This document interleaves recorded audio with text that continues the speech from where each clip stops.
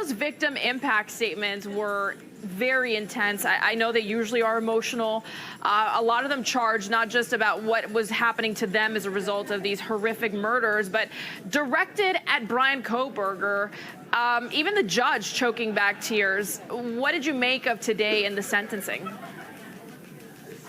It was very highly emotional, a lot more emotionally charged than sentencings are, even for very extreme cases such as murder.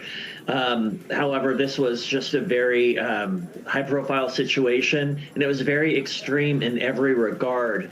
So what we saw was a sentencing, and it's the closest the families can get, unfortunately, to some sort of closure. The law can't give them back their relatives or their loved ones, but it can give them some kind of closure to see him sentenced to 4 consecutive life terms in prison without the possibility of parole. Yeah, the judge saying Bryan Kohberger will die in prison. Joseph, you know, we talked about the plea deal that was set here, the prosecution making that decision. Some of the families, there were 4 victims, were okay with it. They wanted to close this chapter, if you will, and try and move on as much as you can, or whatever you call the next chapter, healing and just moving past this moment. But then there were other families that wanted the opportunity for trial because that opened the door to death penalty. In Idaho, a death by a firing squad, that's off the table now. He's going to prison without the possibility of parole.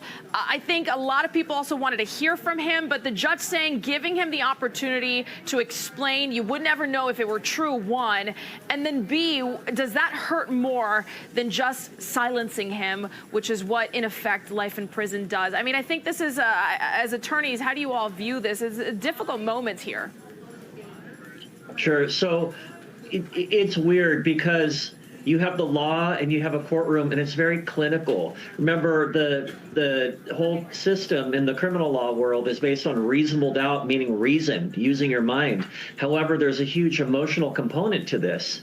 And the defense attorneys properly gave him good advice and said, don't talk to the judge, do not give a statement, because they had to make sure that sentencing went through. Had he said something and had somebody reacted, or had he reacted, the judge should have or could have said, no, we're not going to do this plea agreement. I'm going to force the case to trial.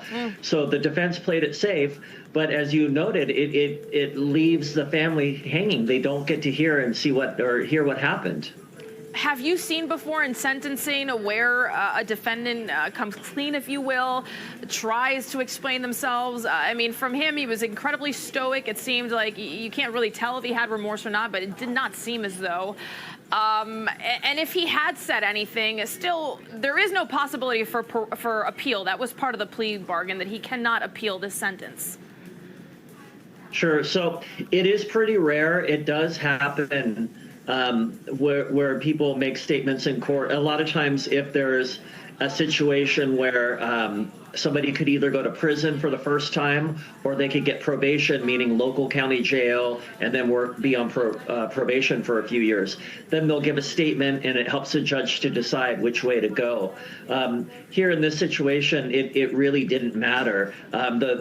Once he did the plea agreement, the sentencing was automatic. There's no wiggle room at all. So we just sort of saw the process play out very clinically, but then we also saw, people's emotions reacting to that. Yeah, it's tough because I think that's a good way to describe it, a very sterile when it's so highly emotionally charged, and you know that these families are absolutely going through it. Joseph, thanks for kind of breaking down what we saw today. Regardless, it seems as though the judge knew where this was headed. Everybody did. It was just a matter of letting the families say their piece. Good to see you, Joseph. Good to see you. Thank you. When we come back, Venus Williams making history at the Move Dallas DC Open. We'll talk about it after this break.